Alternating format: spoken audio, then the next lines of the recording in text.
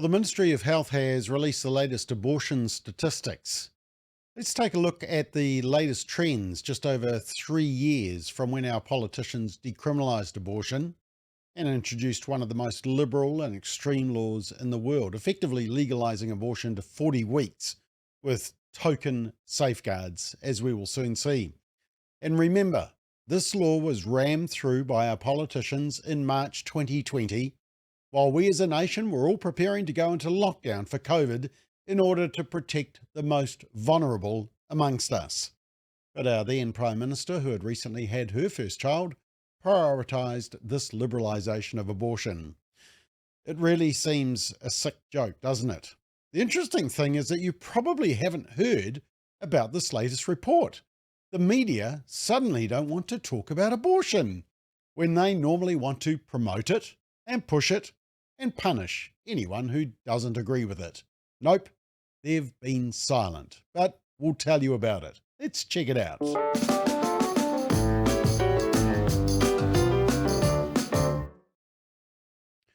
So the Abortion Services Aotearoa New Zealand report was released late last week, and last year we noted that in the report they used the word woman 6 times, which, was progress because only women can get pregnant.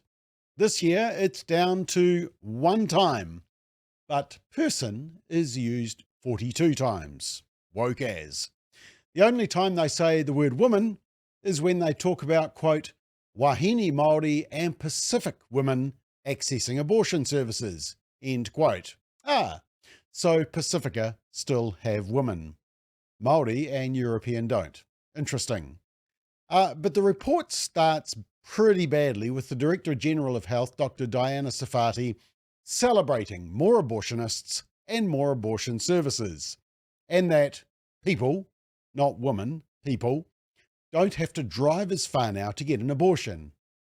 She then has the gall to say, quote, these changes have contributed to better outcomes for people, end quote.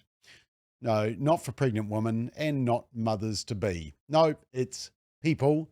And no, not better outcomes for all, not for the unborn child, who, unlike the Director General, who sits comfortably in her office enjoying life, these children will never have that opportunity. She then expresses concern that Māori and Pacific people aren't having enough abortions because, quote, barriers continue to exist, end quote. Yes, aborting unborn Māori babies is a form of equality, apparently. Now, note who's missing in this whole conversation: the child, not a peep. The rights of the child are conveniently ignored. Now, overall, there has been 14,164 abortion procedures last year, 2022. And this number represents a 6.8% increase in abortions when compared to 2021, when it was 13,257. That's an average of 39 children per day killed in the womb in New Zealand. It's a large classroom in a primary school every day. It's a 6.8% increase. Maybe that's why the media haven't been keen to tell you about this. The rate of abortions has actually been in decline from a high of almost 18,500 since 2007. But since the new radical law was passed, that decline and levelling off is now starting to increase. If we look at the age groups, there was a big decline in 20 to 24, that's the grey line there, and 15 to 19, the orange line, and also 25 to 29 years old, the yellow line. But now they're going back up again. And a continuing increase of the 30-year-olds, 30 to 39, that's the blue and the green line. When we look at the ethnic breakdown, we see something sad. As you can see in the blue, Māori have a disproportionately high level of abortions, 17.2% of the population, but 26% of all abortions. And that number has increased since last year, but the Director General still doesn't think it's good enough. You can see the growth of Māori rate down the bottom 3 bars there, from blue to orangey to grey. Pacifica also increasing, and European, but a welcome drop in Asian there. If you look at how many abortions women have had, the blue represents first-time abortions. So as you can see, more than 40% of Māori abortions are their second, third, or even fifth abortion. For other ethnic groups, it's about a third that are on to repeat abortions. So this is not the exceptional circumstance that they have to have an abortion, as we are often told. This is almost a form of birth control. If you look at how many live births, children, the women have previously had before the current abortion, sadly it shows that while blue means it's the first pregnancy, the other colours, orange, grey, yellow, light blue, means that the mum has had previous children. About 55 to 70% of pregnant mums have had children. They will have fully experienced the life-changing growth of that child in their womb, a life beyond any doubt. Now, the report has a whole section on responsiveness to Māori. As part of its commitment to the principles of equity and with the intention of achieving equitable abortion health outcomes, a vision for abortion services that focuses on services meeting the needs of rangatahi Māori. Apparently, this is equity. More abortion services for Māori. Easier abortions. What about the needs of the unborn rangatahi, the unborn Māori child? But here's an interesting observation. The higher the deprivation, in other words, the poorer the family, poorer the parents, the more likely for an abortion, which is one of the sad realities of abortion. Often the decision is made based on economics.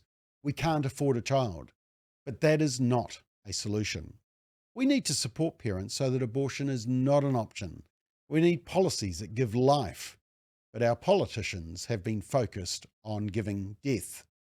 Now, the abortion workforce also doubled last year, up to 348 from 162 the previous year.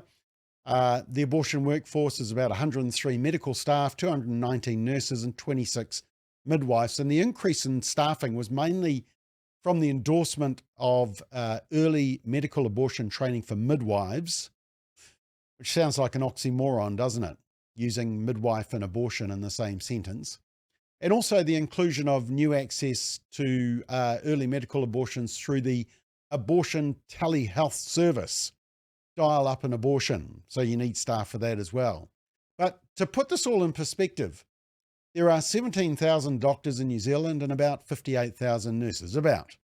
So that abortion workforce represents 0.4% of the workforce. Yep, 99.6% want nothing to do with it. But the report is concerned that as the majority, over 95% of the workforce, the abortionists, are non-Māori, but Māori represent almost a quarter of women getting abortions, they need more Māori abortionists. Because apparently, Māori need to be used to help kill the unborn Māori child. Abortion service facilities must be culturally safe for everyone. Oh, everyone except the child and ultimately the pregnant mother. Sickening, isn't it? But isn't it reassuring that 99.6% of the medical profession is pro-life and actually wants nothing to do with abortion and the killing of the unborn child, because it goes against every reason they entered the health field in the first place. Do no harm.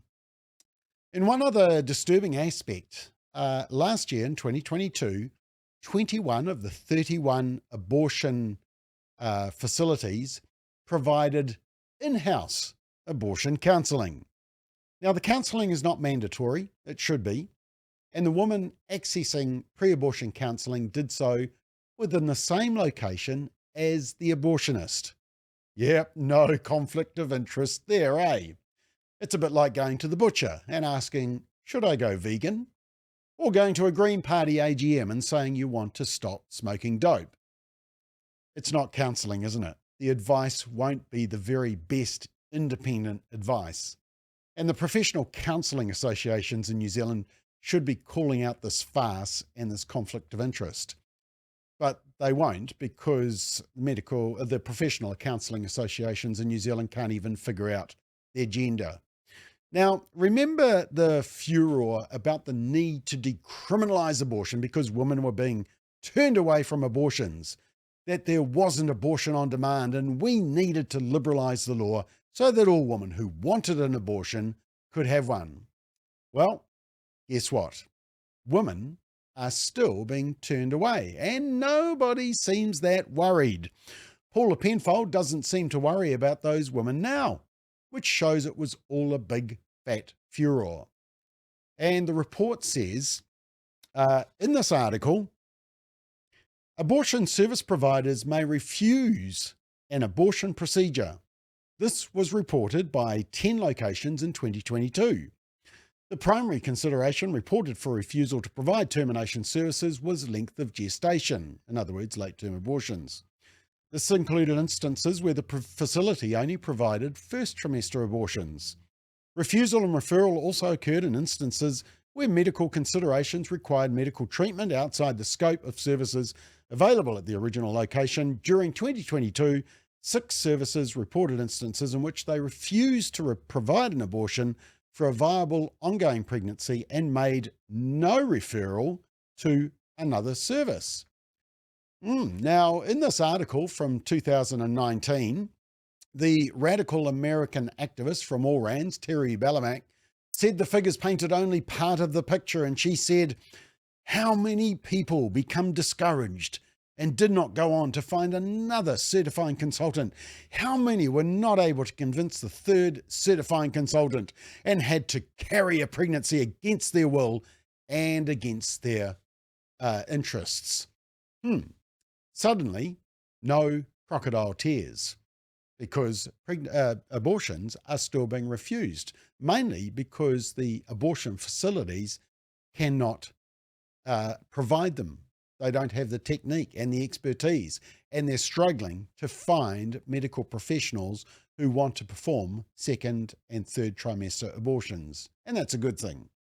They also talk about pregnancies of later gestation, i.e. late-term abortions, but they say they were refused not because they were late-term, but as I said, the services just weren't available. Now, remember, under the previous law, post 20 weeks, late-term abortions were only in exceptional circumstances. They're now legal, and the Ministry of Health are concerned that women can't get late-term abortions if they want them. Another concern mentioned by 6 abortion places is that sex selection abortions were a reason or possibly a reason for requesting an abortion. Now, there was an amendment to place an explicit ban on sex selection abortions that was voted against a couple of years ago by a majority of MPs. But sex-selective abortion is a well-known problem in China and India, where son preference cultures have resulted in extremely skewed sex ratios. The practice of sex selection has been widely condemned, but not by our MPs. And there's a big push for medical abortions with phone consultations and telemedicine, abortions done at home, DIY abortions. The blue line is early medical abortions and the orange line is surgical abortions. Now, if you think that early medical abortions sounds better, you need to watch Dr. Norman MacLean on our YouTube channel explain exactly what they are and why early medical abortions are still highly problematic. Well, for the unborn child, obviously, but also for the woman. I'll put a link in the explainer so you can watch that. Now, what can possibly go wrong with these medical abortions? Well, lots, actually. The stats show 220 women suffered complications, including hemorrhaging, retained products, infections, and even failed abortions, up from 161 the previous year. So that's an almost 40% increase. And this risk was greater with medical abortions. 60% of complications were with medical abortions. For 57 medical abortions, down the bottom there, you can see I've circled, they couldn't even find the woman to follow up. Is that safe, high-quality health outcome? No, I don't think so either. But the report says, it's just a small proportion, just 60 women. Who cares? And in this latest report, they don't give a breakdown of how far the pregnancy is when the abortion takes place, the gestation. They only give the average. How convenient. What are they trying to hide? They gave the full breakdown 2 years ago, but not this year and not last year. It's obvious they're concerned about revealing the stats around late-term abortions, which we highlighted previously. It's always their Achilles heel, and they hate us talking about it because they know that most New Zealanders oppose abortions in the second and third trimester. Our polling has already established that. In my view, they've deliberately withheld this information, and I've done an official Information Act request for this breakdown. In fact, there's a few areas where this year's report is a lot less detailed than previously. Remember, previously the Crimes Act allowed for an abortion after 20 weeks gestation only in exceptional circumstances. Now, Statistics NZ showed 800 late-term abortions over the last 10 years where there was no danger to the physical health or life of the mother, which is the reason they often say. But 91% of all late-term abortions didn't have this reason. The new law means that late-term abortions will be available to women if the abortion provider reasonably believes the abortion is clinically appropriate in all the circumstances, having regard to the woman's physical and mental health and well-being. Now, this is a broad test because the terms physical health, mental health, and well-being are not defined by the bill deliberately. And given that the intention is to make abortion more accessible, it's difficult to see many instances in which an abortion would be refused, unless, of course, the abortionist can't do it. A baby could be aborted after 20 weeks as long as the abortionist who intends to perform the abortion considers that the abortion was appropriate in the circumstances, with a nod from a colleague, another abortion provider. Oh, after the in-house counselling. Yep, don't let them deceive you. Late-term abortions under the old law were only for exceptional circumstances.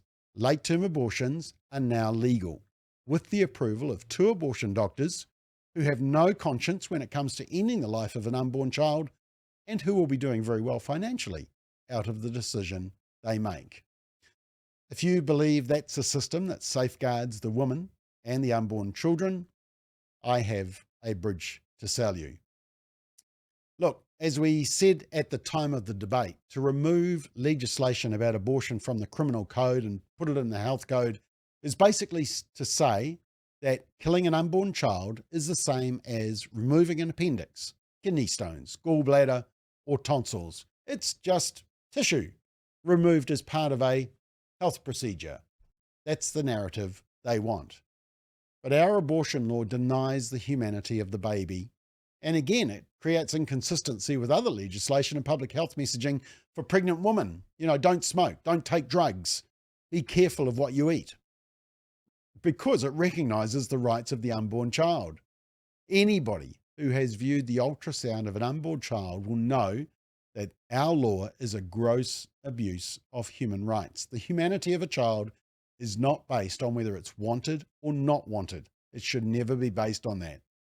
The old blob of tissue, it worked in the 70s, but it's flat earth science now. We've seen the ultrasounds, we've seen the fetal development. To support abortion, you have to park your conscience and park science in a deep, dark vault. Abortion denies the humanity of the unborn child. But hey, when politicians and even the Ministry of Health can't determine when a life begins or exists, or that only women can give birth, why would you trust them with many other decisions they may make? We will continue to fight for the rights of the unborn child and the welfare of the pregnant mum. We need to fight for what's right.